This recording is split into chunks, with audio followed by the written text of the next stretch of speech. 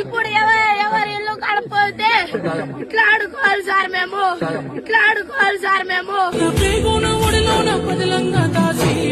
ఇప్పుడు మాకు చూడడానికి ఎవరు లేరు సార్. మా తాత మాకు కాపాడతారు సార్, మా తాత మాకు కాపాడతారు సార్, మా తాత మాకు కాపాడతారు. తాగిన మత్తులో కట్టుకున్న భార్యని కన్న కొడుకుని చంపేసి పారిపోయాడు. ఆ చిన్నారి అంత బాధతో వ్యక్తం చేస్తుంటే పక్కన వాడిని చూసారా, వాడు చేసే పనిలో.